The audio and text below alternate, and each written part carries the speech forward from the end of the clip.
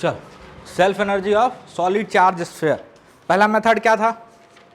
पहला मेथड क्या था? चार्ज को थोड़ा थोड़ा चार्ज को लाके इन्फिनिटी से तोड़ तोड़ के लाके जमा करते जाएंगे, है ना।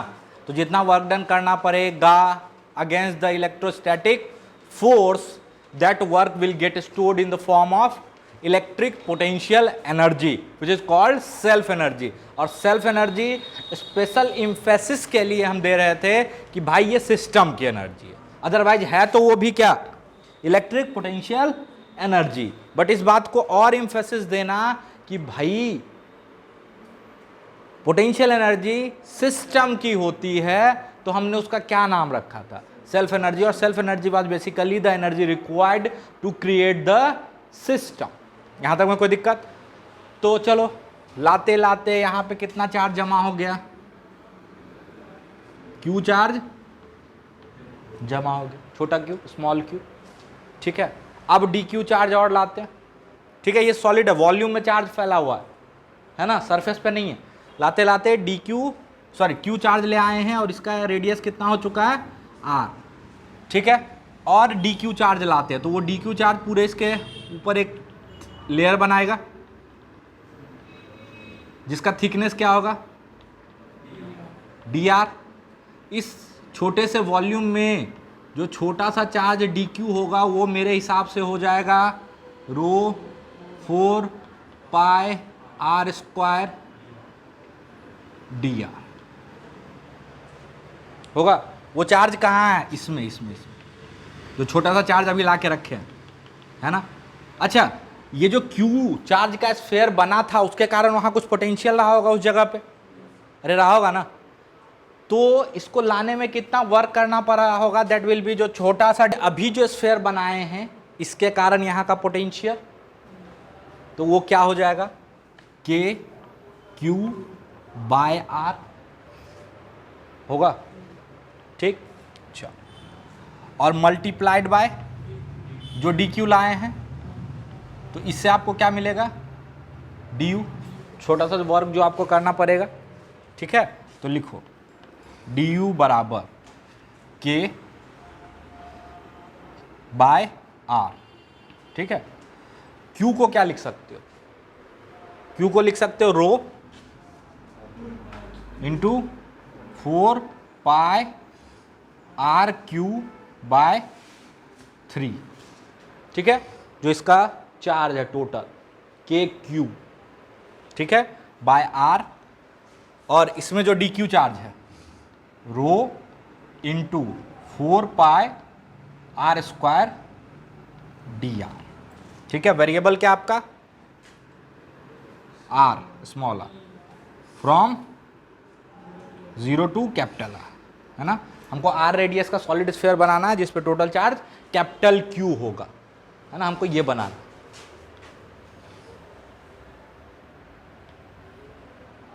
आर, और इसके वॉल्यूम में कितना चार्ज है टोटल,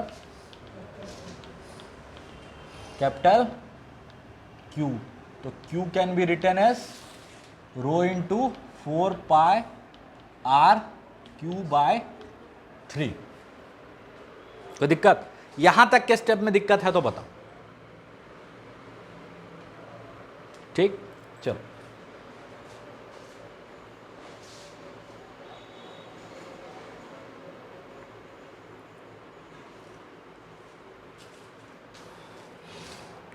तो देखो 4 पाई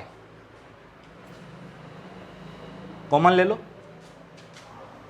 u बराबर k into 4 pi square by 3, एक 3 भी है, ठीक है। और रो स्क्वायर को क्या लिख सकते हो, क्यू स्क्वायर, यहां से देखो बाय 4 पाई का स्क्वायर, इस पूरे को स्क्वायर कर देते हैं, है ना। और यहां जो बाय 3 होगा 4 pi R Q, 4 pi R Q, और 3 जो है ऊपर चला जाएगा, 3 का स्क्वायर होकर 9 हो जाएगा, ठीक है। तो ये हो गया रो स्क्वायर। अब क्या बच रहा है, r to the power 4 D R, है ना। वेरिएबल तो सिर्फ यही है 0 to r, 3 से 3, तो u बराबर हो जाएगा, अच्छा ये 4 पाई स्क्वायर से, इसको R6 बाहर ले लें, 4 पाई स्क्वायर से 4 पाई स्क्वायर चला जाएगा, ठीक है। तो ये बच रहा है के Q square into 3 bye R6, और वो हो जाएगा R5 बाय 5। तो पोटेंशियल एनर्जी हो गई 3 बाय 5 के क्यू स्क्वायर बाय आर। ये सॉलिड स्फीयर की पोटेंशियल एनर्जी या सेल्फ एनर्जी। कोई दिक्कत? ये पहला मेथड था। दूसरा मेथड आप लोग खुद से ट्राई करो, उसका पहले हम हिंट दे देते हैं फिर बनाते हैं। उसमें क्या करते हैं दूसरे मेथड में, मेथड 2 क्या था याद करो। मेथड 2 था कि पोटेंशियल एनर्जी हो जाएगा half sigma Q I V I. इसका मतलब था कि ith चार्ज के पोजीशन पे बाकी सारे चार्ज के कारण पोटेंशियल लिख देना, मतलब सिस्टम बन गया, बाकी सारे चार्ज के कारण पोटेंशियल लिख देना है ith चार्ज के पोजीशन पे, और उसको ith चार्ज से मल्टीप्लाई करना है, ठीक है, अरे है ना। और उसके बाद क्या करना है, उसका समेशन करके हाफ करना, और यही कंटिन्यूअस में समेशन क्या बन जाएगा, इंटीग्रेशन। मतलब अब की बार आपका ये स्फीयर बन चुका, ठीक है। अभी हिंट दे रहे हैं, आप खुद से ट्राई करो। आप क्या करोगे, यहां से r दूरी पे जाओगे, है ना, इस r पोजीशन पे पोटेंशियल क्या लिखोगे, सेंटर से r दूरी पे जो कोई भी जगह है वहां पे पोटेंशियल क्या होगा,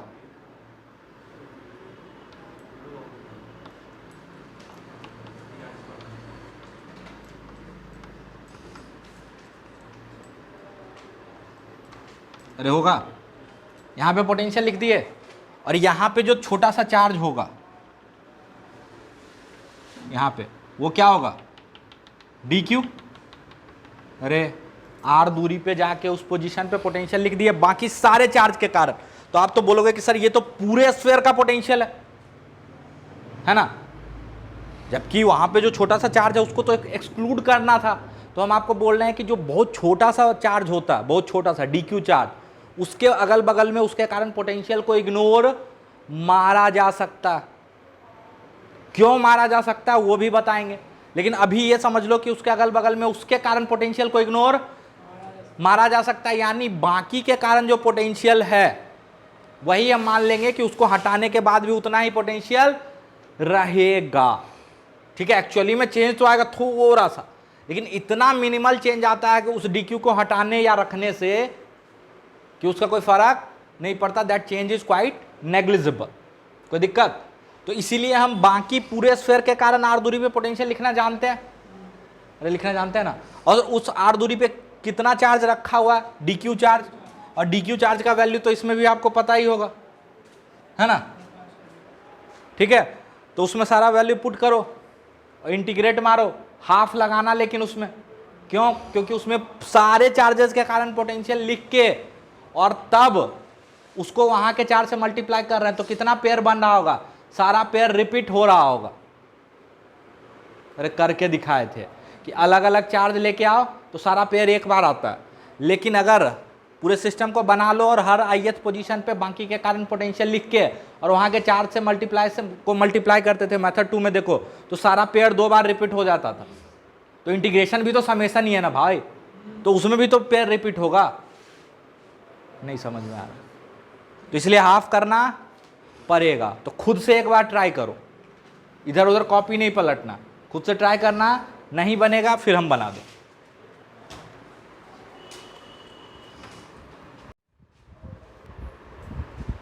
चल मेथड 2 क्या बोलता है कि self energy can also be written as half summation Q I multiplied by V I. What is V I? V I is the potential at the position of Q I due to all other charges, due to all other charge, all system के सारे charge के कारण potential except Q I, except Q I, except Q I. ठीक है sir, अच्छी बात। इसी को समेशन के फॉर्म में लिख सकते हो, इंटीग्रेशन के फॉर्म में हाफ डी क्यू, एक छोटा सा चार्ज, और वहां पे पोटेंशियल किसके कारण, किसके कारण, due to all other charges except the Q, except the Q. लेकिन लेकिन लेकिन डी क्यू के जस्ट अगल बगल में डी क्यू के कारण पोटेंशियल में जो डी क्यू का अफेक्ट होता है वो ऑलमोस्ट नेग्लिजिबल, जिसको हमको प्रूफ करना पड़ेगा, ऐसे ही नहीं बोल देंगे। अभी मान के चल रहे हैं नेग्लिजिबल होता है, जिसको हम प्रूफ करेंगे, लेकिन फील्ड में कंट्रीब्यूशन नेग्लिजिबल नहीं होता है। छोटे से चार्ज के कारण भी अगल बगल फील्ड में कंट्रीब्यूशन हो सकता, ठीक है, बट यहाँ पे पोटेंशियल में कंट्रीब्यूशन क्या है, नेग्लिजिबल। क्या कंट्रीब्यूशन, नेग्लिजिबल। कोई दिक्कत? चल, तो लिख दिया हाफ वी डी क्यू। अब v मतलब अब हम क्या लिख सकते हैं, पूरे q के कारण r दूरी पे पोटेंशियल, हमको डी क्यू का चिंता करने का जरूरत नहीं है।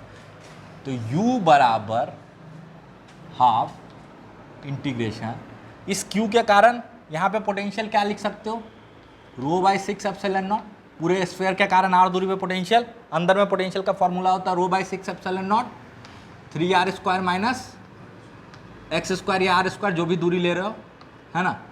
और डी क्यू क्या है मेरा, 4 pi R square D R, ठीक है, फ्रॉम 0 टू आर। चलो, तो रो स्क्वायर कॉमन ले सकते हो, और क्या कॉमन ले सकते हो, 4 पाई कॉमन ले सकते हो, 6 एप्सिलॉन नॉट कॉमन ले सकते हो, ठीक है। तो u बराबर 1 बाय या 4 बाय 12, 4 बाय 12 हो जाएगा ना, हाँ, 4 by 12 rho epsilon naught rho square 4 pi, और तो कुछ नहीं बच रहा, और तो कुछ नहीं बच रहा।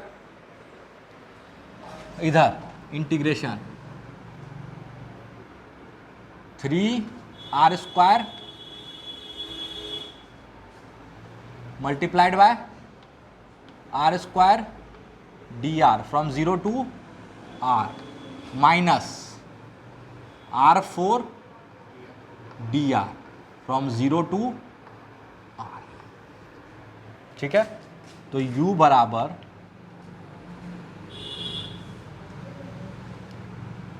4 पाई बाय 12 एप्सिलॉन नॉट, और इसको हम लोग लिख सकते हैं Q square by 4 pi R Q का होल स्क्वायर इंटू 9, क्या क्यू स्क्वायर नहीं होगा, होल स्क्वायर कर दिया, इंटू 9 कर देंगे।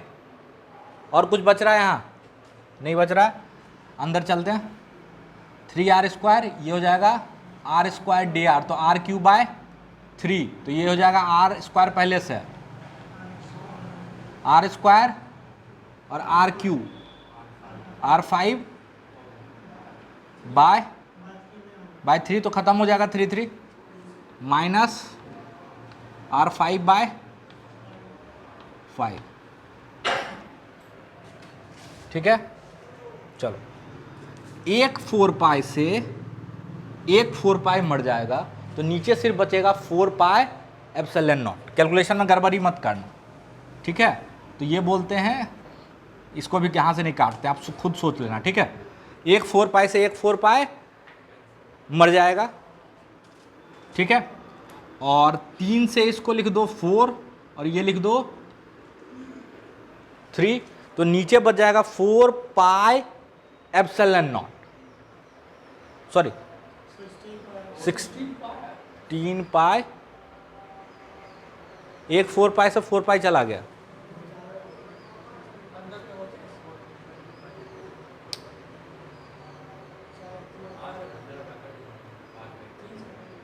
क्या हुआ? 16 पाई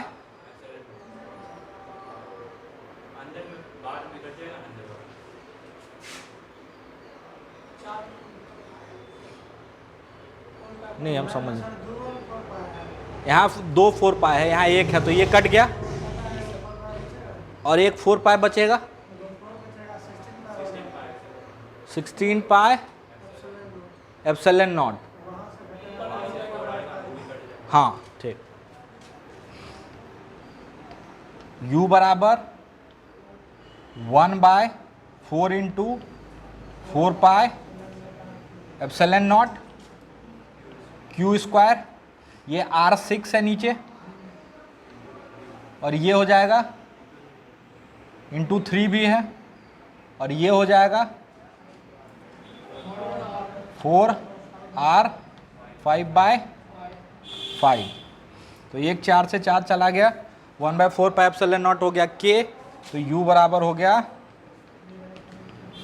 KQ स्क्वायर बाय r, और फैक्टर है 3/5। ठीक है, तो इसको अच्छे से नोट कर लीजिए और याद रहना चाहिए दोनों रिजल्ट। ठीक है, बस इतना याद रखो, एक होता के क्यू स्क्वायर बाय आर, तो दोनों में आएगा, एक में 3/5 आएगा और एक में हाफ आएगा। अच्छा, एक सवाल पूछते हैं, मान लो ये पॉजिटिव चार्ज का स्फीयर नहीं होता, निगेटिव चार्ज का स्फीयर होता, क्या होता? ये स्फीयर होता है माइनस क्यू चार्ज का, तो भी सेल्फ एनर्जी कितनी आती?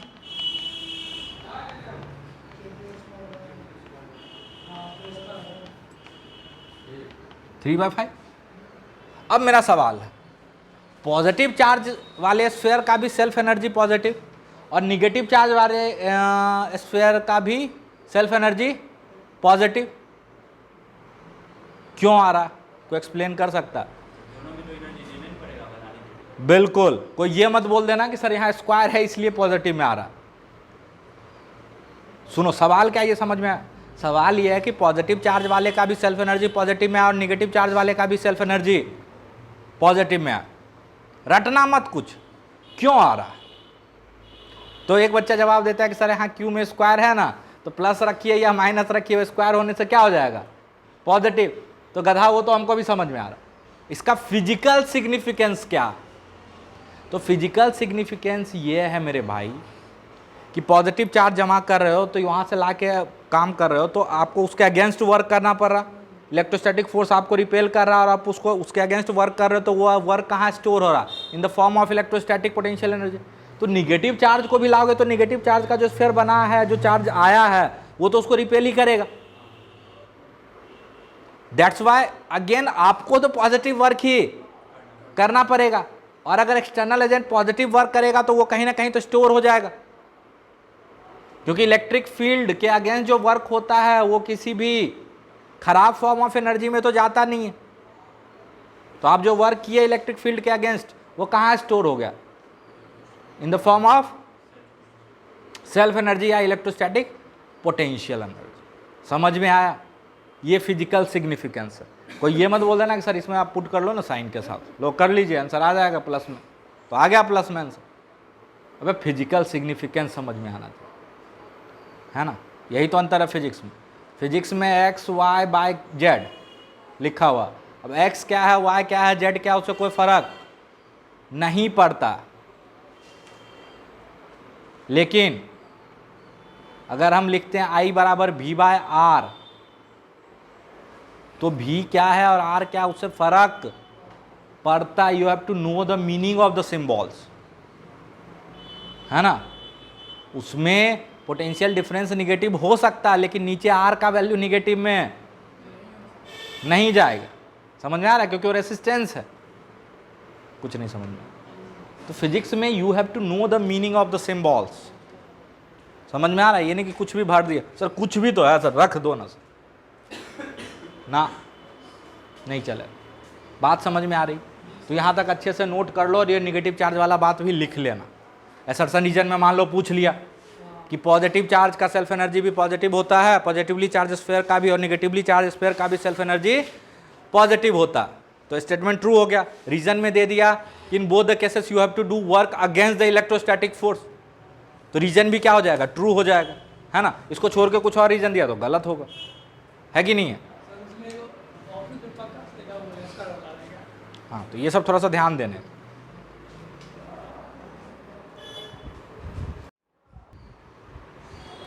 चलो अब एक बहुत इंपॉर्टेंट कॉन्सेप्ट बताने वाले हैं, that is called uniqueness theorem. ठीक है, ध्यान से सुनिएगा मेरी बात, काफी यूजफुल है इसलिए बता रहे हैं। इसका प्रूफ आपके सिलेबस का हिस्सा नहीं। काहे जी, एक ही कि दो ही?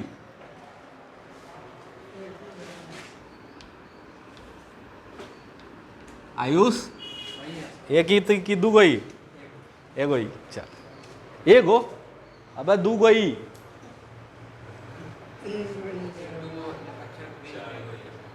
अबे थ्योरम थोड़े जो ना, यूनिकनेस का बात कर रहा है। चल, तो वो दोनों कहाँ रह गया?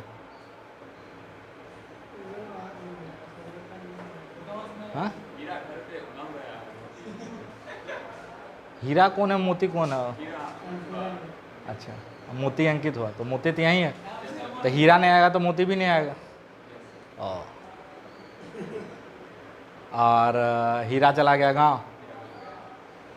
ओके, और एक ये कहाँ रह गया? हाँ, अच्छा, और घर पे तिरंगा लगा लिया आपको? अरे 13 तारीख से तिरंगा लगाना, 13 से 15 तक हर घर तिरंगा। नहीं लगा लेना जाके आज। हाँ, अरे प्रधानमंत्री का आदेश है, देश के सर्वोच्च नेता का अगर आदेश है तो मानना चाहिए, है कि नहीं। Being a responsible citizen of India, इसमें तो आपको कुछ जा नहीं रहा, बस तिरंगा छत पे लगाना। जैसे कि 15 को सुबह में झंडोत्तोलन होता है, शाम में उतार लेते हैं, लेकिन इस बार बोला गया है कि आप अपने घर पे 13 को तिरंगा लगाइए और 15 तक उसको लगा कर रख सकते हैं, 15 को शाम में इज्जत के साथ उसको उतारते हैं। ठीक है, तो बस एक नेशनलिज्म का फीलिंग वाला बात है और कुछ, बाकी आपकी मर्जी। चल, बात कर रहे हैं हम लोग यूनिकनेस थ्योरम पे।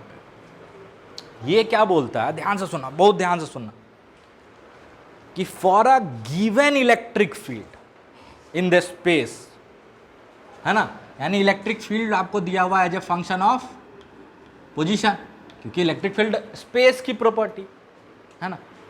For a given electric field there will be a unique charge distribution in the space. There will be a unique charge distribution in the space. And for a given charge distribution, there will be a unique electric field in the space.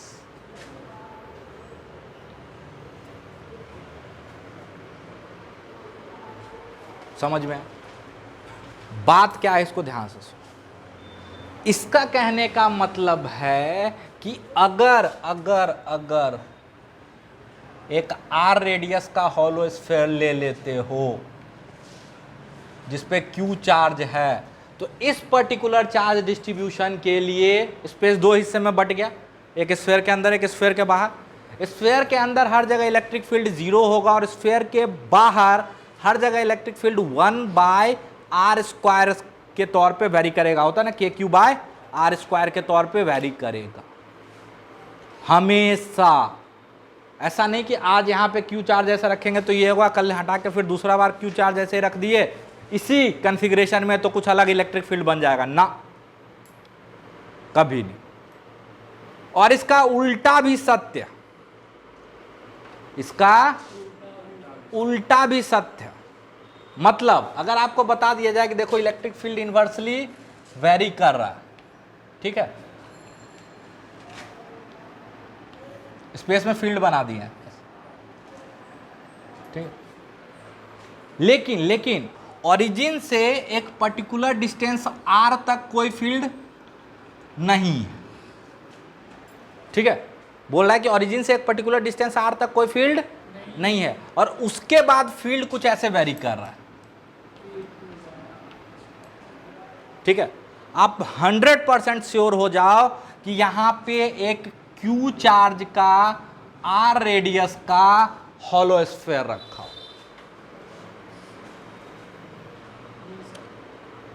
This is called uniqueness theorem, है ना, this is called uniqueness theorem. ऐसा नहीं कि ऐसा field कोई और produce कर सकता, नहीं, अगर वो ऐसा फील्ड प्रोड्यूस करता है तो ऐसा फील्ड वही चार्ज कॉन्फ़िगरेशन हर बार प्रोड्यूस करेगा। चार्ज कॉन्फ़िगरेशन थोड़ा सा भी चेंज करोगे तो पूरा का पूरा इलेक्ट्रिक फील्ड बदल जाए। समझ में आया, है ना। अगर बोल दे कि अंदर में फील्ड लीनियरली वेरी कर रहा है रो एक्स अपॉन 3 एप्सिलॉन नॉट, और बाहर ऐसे वेरी कर रहा है, 100% सॉलिड चार्ज स्फीयर है। समझ में आया, समझ में आया। इसी को बोलते हैं यूनिकनेस थ्योरम। तो आप बोलोगे सर इसका हम करेंगे क्या, बताते हैं, आप बहुत प्यार से समझाएंगे और आप लोग प्यार से समझने की कोशिश करें। होता क्या है, ध्यान से सुनना, कि हम एक चार्ज कॉन्फ़िगरेशन बनाते हैं, है ना, तो उसकी कुछ सेल्फ एनर्जी होती, जैसे अभी 2 का सीखे हम और बहुतों का सीखे, उससे पहले सवाल किए, डिस्क्रीट सिस्टम के लिए भी किए और कंटिन्यूअस सिस्टम के लिए भी किए। तो हम बोले कि किसी सिस्टम को बनाने में कुछ ना कुछ एनर्जी तो लगती है ना, पर्टिकुलर चार्ज कॉन्फ़िगरेशन को बनाने में एनर्जी खर्च हो रही है, that is called the self energy of the system. लेकिन जैसे ही हम वो चार्ज कॉन्फ़िगरेशन बनाते हैं तो उसके साथ एसोसिएटेड एक इलेक्ट्रिक फील्ड भी अपने आप बन जाता।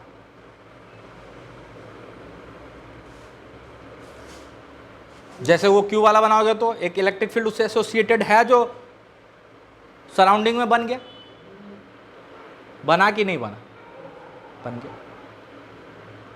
तो पढ़े लिखे लोगों ने बोला, मतलब कि हम ये भी बोल सकते हैं कि ये जो इलेक्ट्रोस्टैटिक पोटेंशियल एनर्जी है वो इस फील्ड में स्टोर है। वो कहाँ स्टोर है, इस फील्ड में। क्यों, क्योंकि देखो पर्टिकुलर चार्ज कॉन्फ़िगरेशन का पर्टिकुलर फील्ड होगा, तो उस चार्ज कॉन्फ़िगरेशन में जो एनर्जी स्टोर्ड है, जिसको हम सेल्फ एनर्जी बोल रहे हैं, उससे एसोसिएटेड फील्ड के साथ भी हम उसको एसोसिएट कर सकते हैं।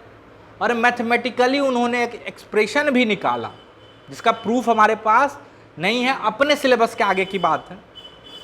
और उन्होंने बोला कि ये जो energy per unit volume of electric field में स्टोर होता है, इलेक्ट्रिक फील्ड के पर यूनिट वॉल्यूम में जो एनर्जी स्टोर होता है उसको बोलेंगे एनर्जी पर यूनिट वॉल्यूम।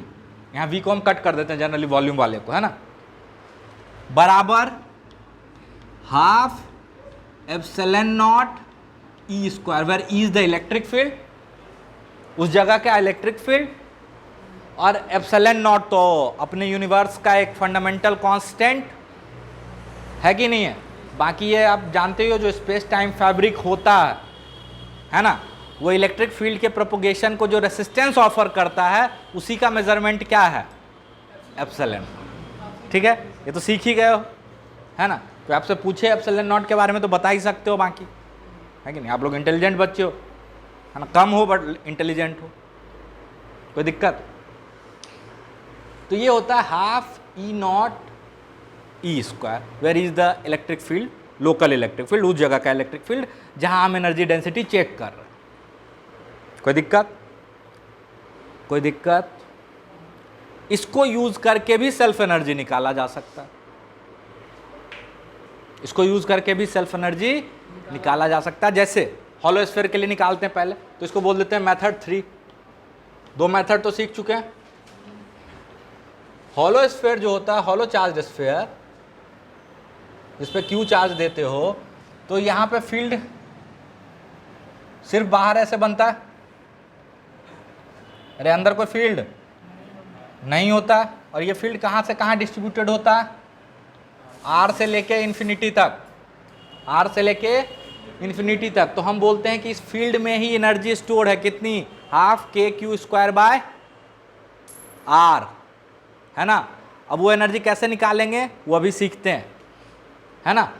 तो वो एनर्जी कहाँ स्टोर है, इस फील्ड में, और उस एनर्जी की डेंसिटी कितनी होगी, half epsilon naught E square, half epsilon naught E square. ठीक है भाई, एप्सिलॉन नॉट पता है और इसका इलेक्ट्रिक फील्ड भी हमको पता है, लेकिन वो इलेक्ट्रिक फील्ड कांस्टेंट तो है नहीं कि सीधा सीधा वैल्यू पुट कर दो। वो तो जैसे जैसे दूरी चेंज करते हो सेंटर से, वैसे वैसे उसका इलेक्ट्रिक फील्ड भी चेंज होता है। तो यहाँ से हम क्या करते हैं, एक्स दूरी पे जाके एक वॉल्यूम कंसीडर करने का, है ना, क्योंकि ये एनर्जी पर यूनिट वॉल्यूम दिया हुआ। तो एक्स दूरी पे जाके एक स्फेरिकल वॉल्यूम कंसीडर करो। अब बोलोगे सर स्फेरिकल ही क्यों कंसीडर किए, क्योंकि एक्स दूरी पे अगर स्फेयर कंसीडर करोगे तो इस यहाँ पे हर जगह पे फील्ड क्या आपको मिल जाएगा, मैग्नीट्यूड में सेम। वॉल्यूम कंसीडर करना है तो इसका कुछ थिकनेस भी होगा, क्या थिकनेस होगा, dx, अरे होगा। तो ये जो छोटा सा वॉल्यूम होगा dv, ये हो जाएगा 4 पाई एक्स स्क्वायर dx।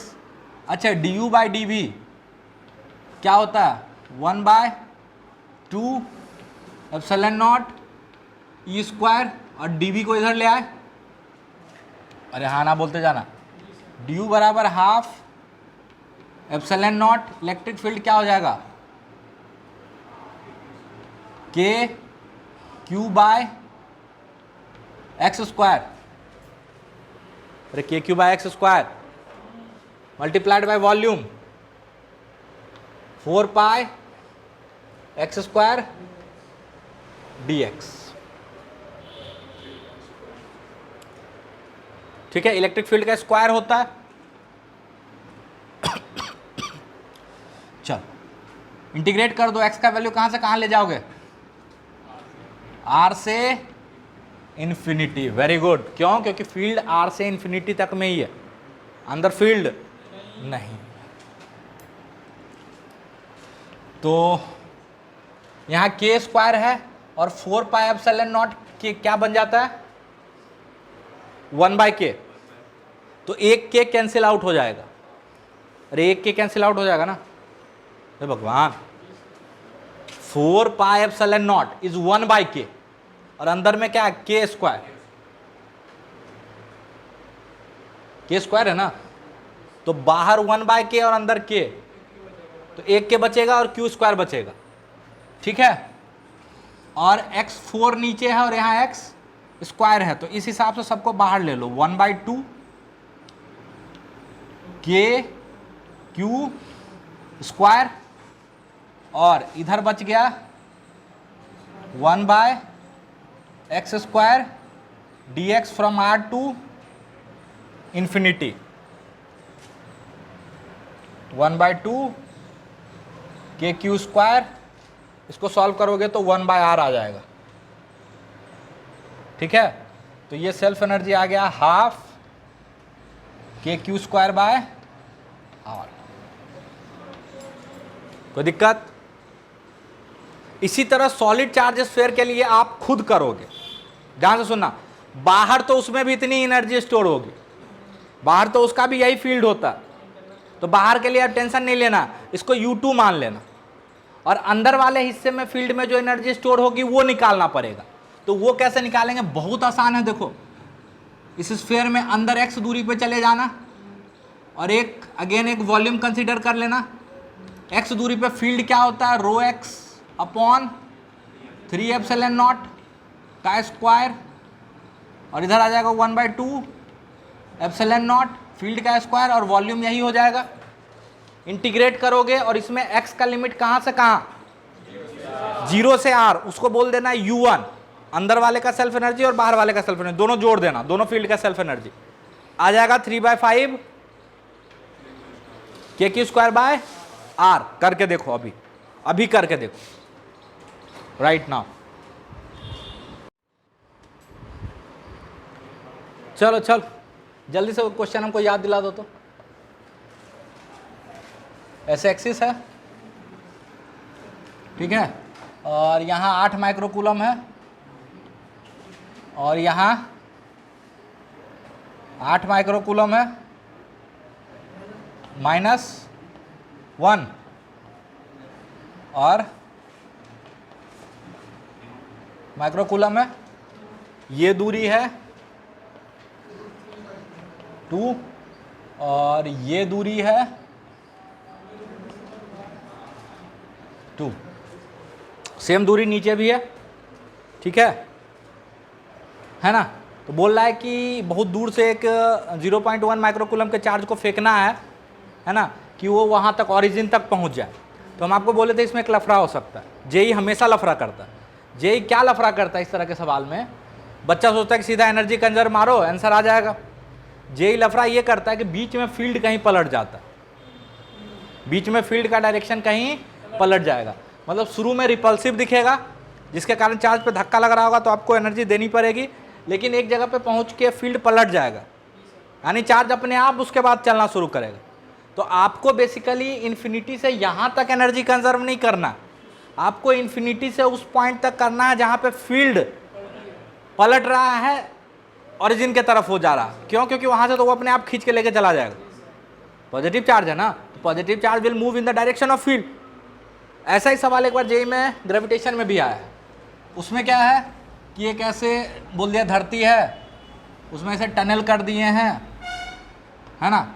तो जैसे सॉलिड चार्ज स्फीयर बिहेव करता है ना, वैसे ही धरती वहाँ बिहेव करती है, बस वहाँ अट्रैक्टिव फोर्स लगता है। कैसा फोर्स लगता है? Attractive force. तो यहाँ सॉलिड चार्ज स्फीयर मान लो। तो जेई सवाल में क्या किया, एकदम फाइन टनल है, जिससे कि इसके चार्ज डेंसिटी पे कोई फर्क नहीं पड़ा। ऑलमोस्ट रो लेके चल सकते हो, रो बराबर Q/4/3 πr Q, ठीक है। बोला कि एक चार्ज को यहाँ से फेंकना है कि वो यहाँ पहुँच जाए जस्ट। तो सब बच्चा लगभग क्या करता है इसमें गलती, यहाँ और यहाँ एनर्जी कंजर्व करके आंसर गलत लिया, ठीक है। इसमें होता क्या, अगर आपको याद होगा तो फील्ड ऐसे होता है रेडियल, है ना। पहले कम होता है, फिर और ज़्यादा होता है, फिर और ज़्यादा होता है अंदर में, और यहाँ कम और ज़्यादा और ज़्यादा। कुछ याद आ रहा? ρx/3 लीनियरली वेरी करता। तो यहाँ तक तो फील्ड रिपल्सिव है, तो इस क्यू चार्ज को फेंकोगे तो you have to do work against this field to reach here. लेकिन इसके बाद तो ये अपने आप चल देगा। तो आपको एनर्जी यहाँ से यहाँ कंजर्व नहीं करना था, बेसिकली आपको यहाँ से यहाँ ही एनर्जी कंजर्व करना था, ठीक है। सेम सवाल ये है, ठीक है, सेम सवाल ये है। अब इसमें देखो, आपको याद होगा दो चार्ज Q और Q, ये दूरी अगर मान लो R और ये लेंथ x है, तो यहाँ पे फील्ड होता था 2kqx अपॉन प्लस, याद आ रहा? अरे याद आ रहा, ठीक। इसके कारण हम चेक करते हैं कि क्या कहीं फील्ड जीरो हो भी रहा है कि नहीं हो रहा। अगर नहीं हो रहा होगा जीरो, तो सेंटर तक पहुंचाना होगा। आप बोलोगे सर आपको कैसे पता कि फील्ड रिपल्सिव ही था? तो ये तो बहुत आसानी से बता सकते हो। जब इससे बहुत दूर चले जाओगे तो it is like 8 16 microcoulomb charge, -2 तो 14 पॉजिटिव चार्ज ही है ना। तो बहुत दूर जाने पे तो फील्ड पॉजिटिव है। और अगर बीच में कहीं जीरो नहीं हुआ, दैट मीन्स हमेशा फील्ड कैसा रह गया होगा? पॉजिटिव। अरे बिना इसको क्रॉस किए तो नीचे जा नहीं सकता, अरे है ना। मतलब अगर रास्ते में कहीं जीरो नहीं हुआ तो फील्ड हर जगह कैसा रहा होगा? पॉजिटिव। तो हम मान लेते हैं कि बीच में कहीं फील्ड जीरो हुआ, मान लेते हैं। अगर नहीं कोई रियल पॉइंट मिला तो छोड़ देंगे। तो यहाँ से मान लो कितना दूरी पे जीरो हुआ? x दूरी पे, ठीक है। x दूरी पे 8 माइक्रोकूलम का जो फील्ड होगा बाहर की तरफ, वो कैसे लिख सकते हो? K/8 माइक्रोकूलम, माइक्रो में ही रहने देते हैं क्योंकि दोनों तरफ सेम है माइक्रो में, है ना। 8kqx अपॉन x² प्लस 27/2 का होल स्क्वायर बराबर 2kqx।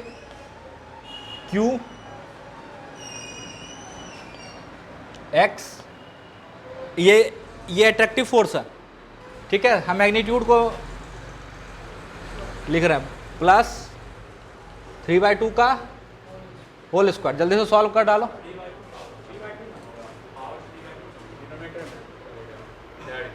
3/2 अच्छा ये, हाँ ठीक। x 0 तो है नहीं, क्योंकि 0 वाला तो हमको चाहिए भी नहीं, है ना। तो x मार डालो और 2 के मर जाएगा,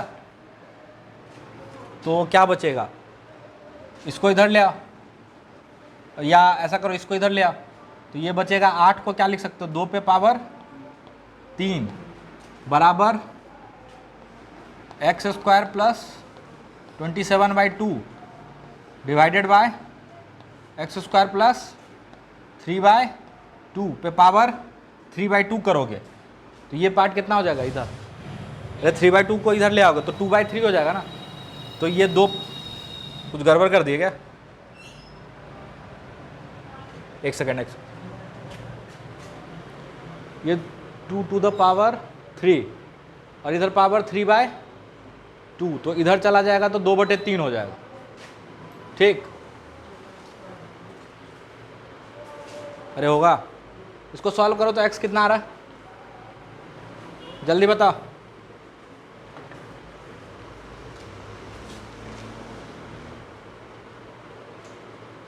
√5/2 आएगा, सॉल्व करो,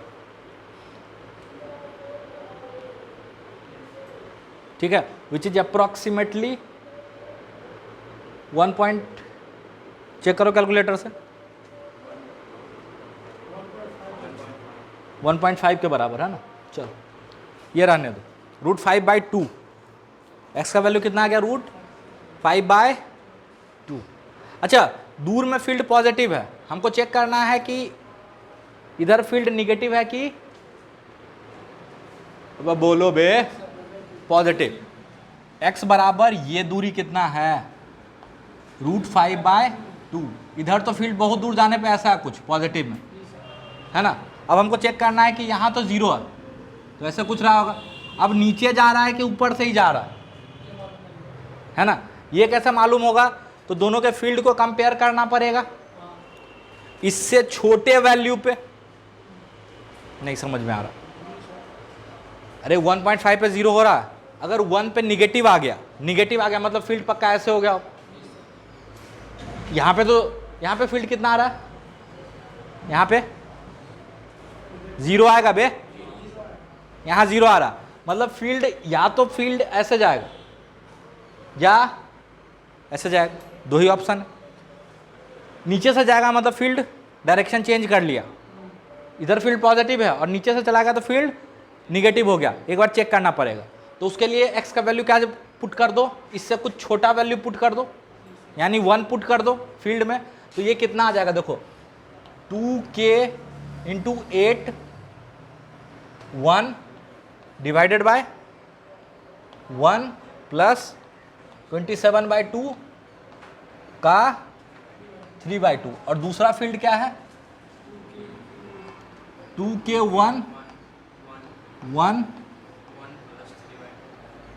1 प्लस 3/2 पे पावर 3/2। ऊपर 8 करने की कोशिश करते हैं ताकि दोनों तरफ कम से कम ऊपर वाला बराबर हो जाए। तो 8 करने के लिए इसको 4 से मल्टीप्लाई करोगे, अरे 4 से करोगे तो नीचे 4 से मल्टीप्लाई करोगे, 4 अंदर जाएगा तो कितना होगा? हाँ 2 है ही। अच्छा 8 से मल्टीप्लाई, 8 से करना पड़ेगा, ठीक। नीचे भी 8 से करोगे,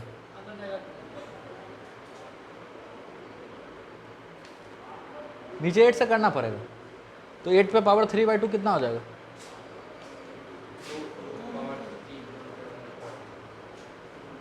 एट को क्या लिख सकते हो? 4 पे पावर 3/2। अरे 8 को लिख सकते हैं ना, 4 का पावर 3/2, तो वो अंदर चला जाएगा, तो ये हो जाएगा 4 प्लस 12 ना, तो ये 4 दूनी 8 20, और ये हो जाएगा अरे 4 दुनिया 8 है 20, 20/2 और इधर 29/2, तो कौन सा फील्ड बड़ा? ये बड़ा, ये यानी अट्रैक्टिव फील्ड बड़ा। नहीं समझ में? यानी हमको पहुंचाना यहीं तक है, इसके बाद वो अपने आप चला जाएगा क्योंकि फील्ड अट्रैक्टिव हो जा रहा है। अरे है ना? आई होप ये चीजें समझ में आई होंगी। और ये जो किए चेक, ये कम से कम बुद्धि से अपना खुद से सीखो, और कोई तरीका आपके दिमाग में आ जाए तो वो भी कर लो, लेकिन हाँ ये आना चाहिए जिसमें कैलकुलेटर का यूज ना करना पड़े।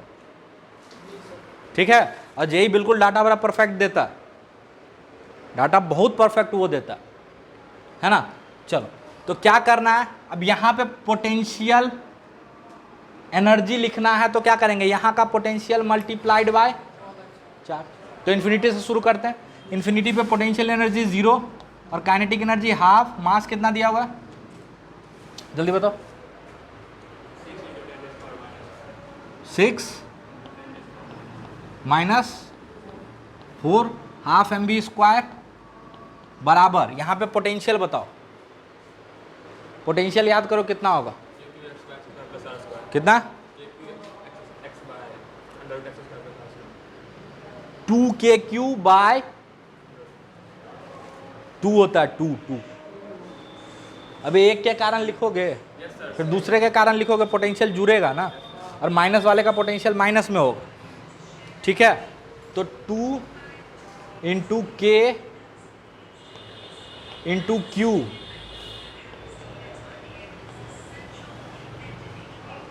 बाय √x का वैल्यू कितना आ चुका है, 5/2 का स्क्वायर प्लस √27/2 का होल स्क्वायर माइनस 2k × 1 × 10⁻⁻6। देखना कुछ गड़बड़ ना करें। ठीक है? डिवाइडेड बाय √3/2 का होल स्क्वायर प्लस 5/2 का होल स्क्वायर प्लस यहाँ पे काइनेटिक एनर्जी कितनी हो गई, 0, है ना। तो ये हो गया ½ × 6 × 10⁻⁻4 बराबर, इसमें से कितना क्या कॉमन ले सकते हैं, 2k × 10⁻,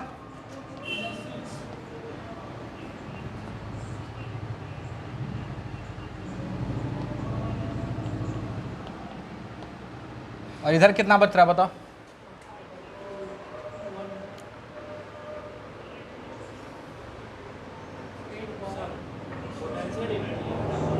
हाँ Q × V, हाँ इसको 4 से भी मल्टीप्लाई करना पड़ेगा ना, 0.1 माइक्रोकूलम का चार्ज है ना। ठीक है, कितना है, यही कर दें आगे, 0.1 × -6। ठीक है?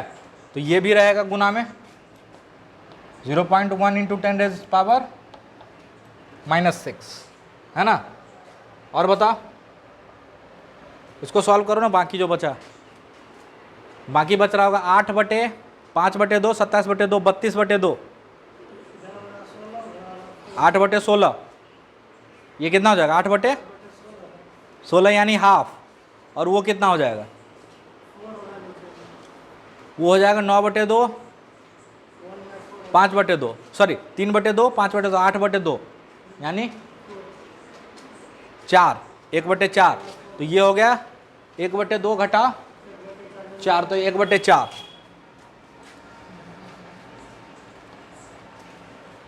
ठीक है?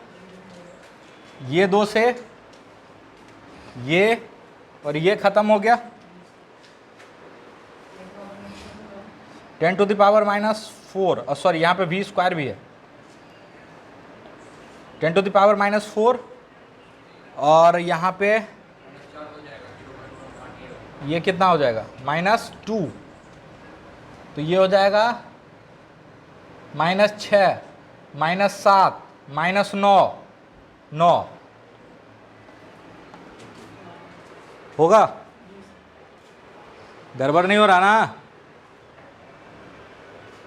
गड़बड़ हो गया लगता है। क्या? हाँ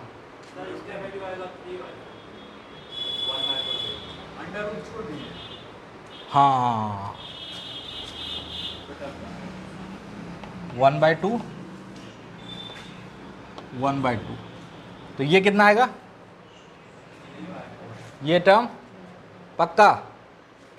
एक सेकंड देखना, तो यहाँ कितना आया था? 1/2 अंडर रूट, यहाँ 4 आया था। 32/4,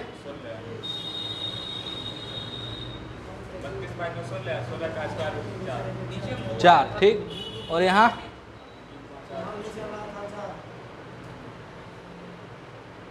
भी 4 ही आया था।